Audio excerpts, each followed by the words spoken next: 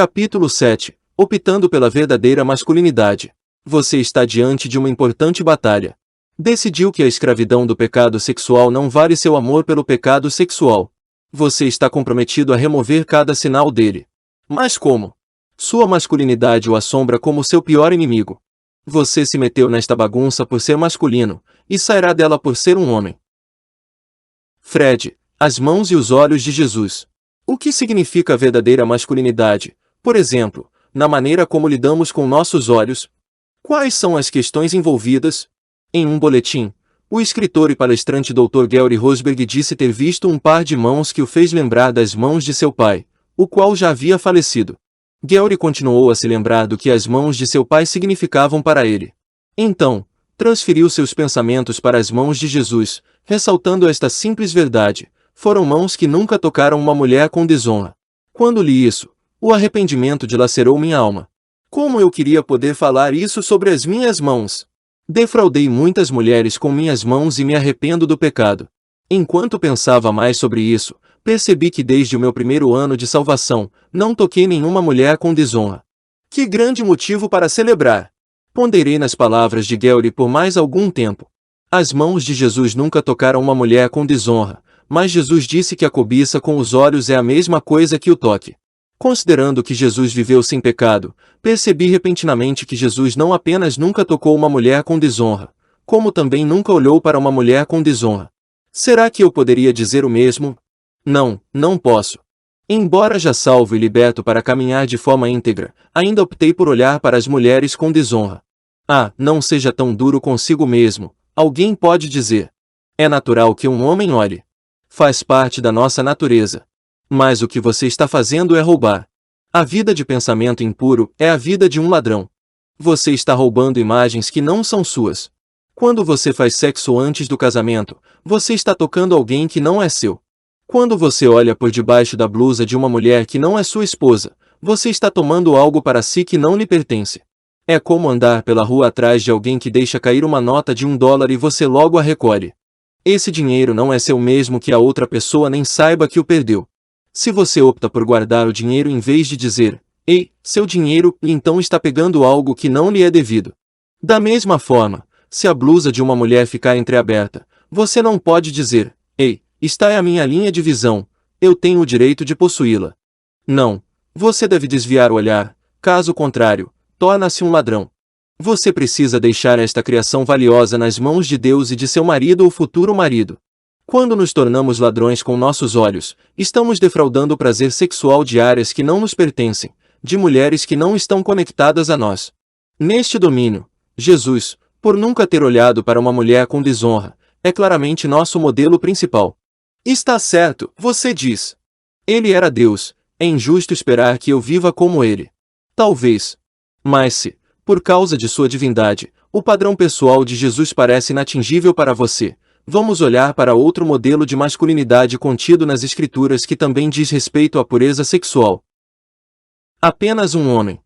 Seu nome era Jó, e em nossa mente este homem é o modelo essencial de pureza sexual nas Escrituras. No livro da Bíblia que conta sua história, vemos Deus gabar-se de Jó perante Satanás. Observaste o meu servo Jó? Porque ninguém há na terra semelhante a ele, homem íntegro e reto, temente a Deus e que se desvia do mal. Jó capítulo 1 versículo 8. Deus tinha orgulho de Jó? Pode apostar que sim. Ele aplaudia a fidelidade de seus servos com palavras do mais alto louvor. E se você caminhasse em pureza, de forma irrepreensível e correta, ele falaria a mesma coisa de você. A alegria seria abundante no coração do Pai. Você já tem a liberdade e a autoridade de caminhar de forma íntegra. Não precisa de mais aconselhamento. Não precisa de mais libertação. Mas uma passagem como esta pode, na verdade, desencorajá-lo, quando comparar o exemplo de Jó com a sua própria vida. Então, vamos descobrir mais sobre como Jó conseguiu viver assim. Em Jó capítulo 31 versículo 1, vemos Jó fazer esta revelação surpreendente. Fiz aliança com meus olhos. Como, pois, os fixaria eu numa donzela? Uma aliança com os olhos.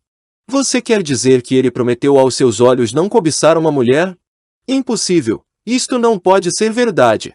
Mas Jó foi bem-sucedido, caso contrário, ele não teria feito esta promessa, se o meu coração se deixou seduzir por causa de mulher, se andei à espreita à porta do meu próximo, então, moa minha mulher para outro, e outros se encurvem sobre ela. Capítulo 31 versículo 9 e 10. Jó fora totalmente bem-sucedido, ou ele não poderia ter feito essa declaração de todo o coração. Ele sabia que tinha uma vida correta e sabia que seus olhos e sua mente eram puros. Ele jurou por sua esposa e por seu casamento perante Deus e os homens. Vamos voltar para o início da história e ler o versículo de abertura do livro de Jó. Havia um homem na terra de Uz, cujo nome era Jó, homem íntegro e reto, temente a Deus e que se desviava do mal. Jó era apenas um homem. Como pode notar, estas palavras preciosas devem inundar sua alma. Se ele conseguiu, eu também consigo. Deus deseja que saiba que você, em sua masculinidade, também pode viver acima da impureza sexual. Fred, estabelecendo minha aliança. Quando pensei seriamente sobre o exemplo de Jó pela primeira vez, meditei sobre essas palavras durante dias sem fim. Jó e eu éramos diferentes em apenas um aspecto: nossas ações. Deus o chamou de inculpável. Eu ainda não era inculpável, mas eu era um homem, assim como Jó, então ainda havia esperança. Depois de alguns dias, minha mente se concentrou na palavra aliança, um acordo entre Deus e o homem. O que tenho de fazer exatamente quando faço uma aliança? Poderia pronunciar palavras para fazer uma promessa, mas eu não tinha certeza se conseguiria cumprir a palavra. E meus olhos? Posso realmente esperar que eles cumpram sua parte? Olhos não pensam ou falam. Como podem manter uma promessa? Dia após dia, minha mente se voltava para o conceito de aliança, tentando imaginá-lo, enquanto ainda permanecia no pecado. Mas algo se agitava lá no profundo da minha alma. Lembro-me muito bem daquele momento, o local exato na rua Mary Ai, em Des Moines, quando tudo veio à tona imediatamente. Eu havia pecado contra Deus com meus olhos mais de 1 milhão de vezes. Meu coração se derretia em culpa, dor e tristeza. Dirigindo pela estrada, agarrei-me violentamente ao volante e, com os dentes cerrados, gritei: é isso. Vou conseguir. Estou fazendo uma aliança com meus olhos. Não me importa o que vai me custar, e não me importo se eu morrer tentando. Tudo vai acabar aqui. Vai acabar aqui. Eu estabeleci uma aliança e a construí tijolo por tijolo. Mais tarde, eu e Steve lhe mostraremos a planta para fazer esta parede de tijolos, mas, por enquanto, estude a minha volta por cima. Tomei uma decisão objetiva. Decidi, de uma vez por todas, mudar. Não posso descrever como cheguei a esse ponto. Rios de frustrações de anos de fracasso fluíram do meu coração. Simplesmente aconteceu. Não estava completamente convencido de que eu poderia confiar em mim até então, mas tinha finalmente entrado na batalha. Através da aliança com meus olhos, todos os meus recursos mentais e espirituais estavam agora direcionados a um único alvo: minha impureza. Com aquela aliança, eu também havia optado pela verdadeira masculinidade, havia superado minhas tendências naturais. Aquilo foi um grande passo para mim, como você vai notar mais adiante. O grande covarde da Bíblia. Este passo pode ainda parecer estranho para você. Mas lembre-se, atos de obediência sempre parecerão estranhos, até mesmo ilógicos. Às vezes, somos desafiados por estas palavras: quem, em seu estado mental perfeito, faria uma aliança com os olhos como esta? É loucura. Para responder a esta objeção, vamos examinar a história do homem que chamaremos de o grande covarde da Bíblia. Seu nome era Zedequias, e ele reinava em Jerusalém no tempo em que a Babilônia estava ameaçando capturar e destruir a cidade, e colocar um fim na nação de Judá. A falta de masculinidade de Zedequias veio à tona nos eventos descritos em Jeremias capítulo 38. O próprio Jeremias, como profeta de Deus, sabia qual seria o resultado da invasão babilônica, e o tornou conhecido. Capítulo 38 versículo 2 e 3. Assim diz o Senhor: o que ficar nesta cidade morrerá à espada, à fome de peste, mas o que passar para os caldeus viverá, porque a vida lhe será como despojo, e viverá. Assim diz o Senhor: esta cidade infalivelmente será entregue nas mãos do exército do rei da Babilônia, e este a tomará. Quando Zedequias ouviu isso, ele permitiu que seus oficiais jogassem Jeremias em uma grande cisterna a fim de prendê-lo ali. Mais tarde, ele ordenou que seus servos tirassem o profeta daquele lugar, mas ainda o manteve preso. Depois, um dia, com Jerusalém em estado de sítio, o rei convocou Jeremias para um encontro secreto. Jeremias disse ao rei o que fazer. Capítulo 38 versículo 17 e 18. Jeremias disse a Zedequias: assim diz o Senhor, o Deus dos exércitos, Deus de Israel: se te renderes voluntariamente aos príncipes do rei da Babilônia, então viverá tua alma, e esta cidade não se queimará, e viverás tu e a tua casa. Mas, se não te renderes aos príncipes do rei da Babilônia, então será entregue esta cidade nas mãos dos caldeus, e eles a queimarão, e tu não escaparás das suas mãos. Render-se. Deus, através de Jeremias, estava pedindo que o rei fizesse algo muito difícil, algo que não fazia sentido. Quem, em perfeito estado mental, deixaria a fortaleza e se entregaria ao inimigo? Parecia totalmente sem sentido. Mas, mesmo assim, a palavra fora muito clara. A cidade seria destruída se eles ficassem ou se saíssem. Zedequias expressou seu temor, mas Jeremias permaneceu firme. Capítulo 38, versículo 20. Não te entregarão, ouve, te peço, a palavra do Senhor, segundo a qual eu te falo, e bem te irá, e será poupada a tua vida. Mas Zedequias, hesitante e temeroso, falhou em obedecer. A atitude correta a ser tomada era muito ilógica e muito dispendiosa. Os resultados para ele, sua família e sua nação foram trágicos. O homem do homem ou o homem de Deus.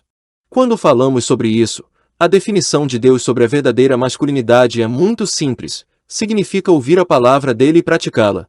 Esta é a única definição de Deus sobre masculinidade, um praticante da palavra. E a definição de Deus para um covarde é alguém que ouve a palavra de Deus e não a pratica. Você já conheceu alguém cuja barba é tão grande que precisa usar 2 lâminas para se barbear pela manhã, uma para cada lado do rosto? E quando chega a tarde, a sombra em seu rosto é tão intensa que ele tem de se barbear novamente? 4 lâminas em um dia. Para aqueles que são homens lisos, ficamos espantados com um sujeito áspero como este. Mas Deus não se importa com nada disso. Quando Deus olha ao redor, Ele não está procurando pelo homem do homem, mas pelo homem de Deus.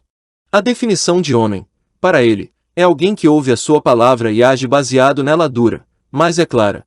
Entretanto, os resultados do fracasso em ser um homem de acordo com a definição de Deus são sempre trágicos. O fato é que, como Gálatas capítulo 6 versículo 7 e 8 nos diz, de Deus não se zomba, você realmente colhe o que planta, sendo coisas boas ou más. Agora você consegue compreender a ordem de Deus sobre eliminar todo sinal de imoralidade sexual. Se você fizer isso, assim como Jó fez através de uma aliança com seus olhos, então você é um homem de Deus. Se não eliminar todos os indícios, pode ser um covarde, não acha? No começo do livro de Jeremias, lemos estas palavras desesperadas emitidas pelo profeta ao povo: até quando ainda não te purificarás? Capítulo 13, versículo 37. Esta é uma pergunta para você também. Até quando você vai querer ser sexualmente impuro? É muito difícil conseguir ser vitorioso. Dizemos a nós mesmos, repetidamente, que queremos nos livrar disso, mas palavras são como pétalas arrastadas por uma leve brisa. Sem nenhuma masculinidade resoluta envolvendo estas palavras, nada acontece. Falar não é a mesma coisa que fazer. Nos próximos capítulos, vamos ajudá-lo a optar decisivamente pela vitória no domínio da pureza sexual. Depois, faremos dos conselhos um guia a ser seguido para conquistar essa vitória como um verdadeiro homem. O coração de uma mulher.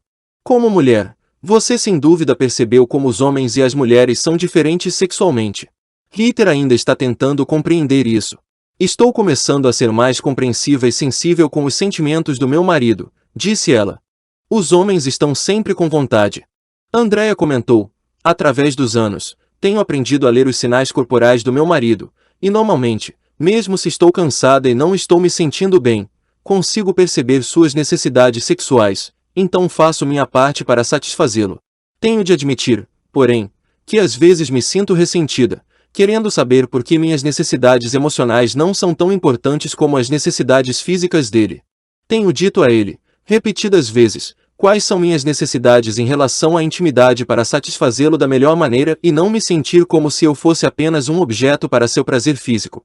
Embora meu marido seja maravilhoso de várias maneiras, ele ainda desliza nessa área, e eu tenho com frequência de ficar relembrando disso.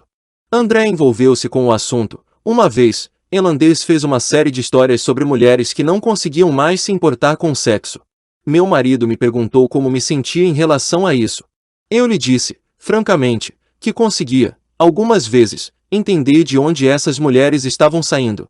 Ele me pareceu surpreso, mas eu continuei falando que compreendia o motivo do desprezo pelo sexo, pois o marido delas nunca haviam feito nada para agradá-las, mas faziam apenas o que satisfazia a si próprios. Pode ser muito difícil para as mulheres não se sentirem rejeitadas por conta da tendência masculina de obter a satisfação sexual a partir dos olhos. Honda disse: quando eu ouvi pela primeira vez como os homens são, pareceu-me tão bárbaro e diferente de tudo o que eu podia imaginar. Tive dificuldade em acreditar nisso, e ocasionalmente até pensei que os homens combinavam para agir assim. Mas ao aceitar as diferenças, agora posso dizer que tenho uma boa atitude em relação a tudo isso. Da mesma forma, disse Cathy, compreender que esses desejos têm uma base psicológica tem me ajudado a ser mais sensível à verdadeira necessidade. Eu costumava pensar que a Victoria's Secret era uma loja para mulheres de baixo nível. Meu marido me ajudou a entender que minha vestimenta íntima era muito grande para ele. Eu acho que as mulheres cristãs precisam se sentir mais livres para usar qualquer coisa que estimule seu homem. Ao mesmo tempo, as esposas têm de ser cuidadosas com o fato de como sua aparência pode estimular outros homens. A Bíblia instrui as mulheres a se vestirem modestamente, 1 Timóteo capítulo 2 versículo 9, mas muitas mulheres tendem a não levar muito a sério esses versículos. Ao fazer compras, algumas mulheres procuram algo atraente, quando querem dizer algo sexy. Elas querem uma blusinha que realce os seios, um vestido curto que mostre suas pernas delineadas. Até aí, essas coisas podem parecer muito agradáveis para o seu marido, mas o que me diz dos outros homens que você conhece? Não acho que a maioria das mulheres esteja consciente do que os outros homens estão pensando, disse Cathy. Agora que sei qual a intensidade das tentações que o meu marido e os outros homens enfrentam, tenho me tornado mais cuidadosa no modo de me vestir. Em relação a seu próprio marido, entender o ciclo de horas pode ajudá-lo a mantê-lo satisfeito. Ellen disse: a pureza dele é extremamente importante para mim, então tento corresponder às suas necessidades para que ele saia de casa, todos os dias, completamente saciado. Durante os primeiros anos, com muita energia dispensada às crianças e com meu ciclo mensal, era muito difícil, para mim, cumprir com essa tarefa. Não havia muitas horas ideais, quando tudo estava bem. Mas assim é a vida, e de qualquer forma, eu fazia. Portanto, existe um espaço para uma rapidinha. Embora uma dieta de longo prazo de sexo rápido seja prejudicial, ele certamente tem seu lugar na neutralização do poder do ciclo da tentação das 72 horas. Às vezes, você simplesmente não possui o tempo ou a energia para o pacote completo, mas se você se importa com a pureza dele, pode encontrar energia o bastante para dar para o gasto. No que se refere ao modo como você anda vestida pela casa, lembre-se de que a ignição dele é visual. Você pode fazer com que o motor dele comece a funcionar apenas ao trocar de blusa em sua presença. Como Ellen disse, para o bem do meu marido, tento não me despir na sua frente, a não ser que eu esteja preparada para entrar em ação.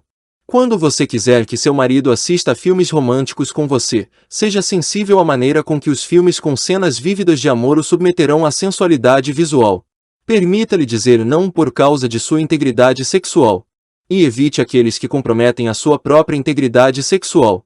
Finalmente, enquanto você luta com suas emoções para entender completamente o problema do seu marido e o efeito disso em seu casamento, perceba que algo tão prejudicial à relação como o pecado sexual é o pecado da comparação.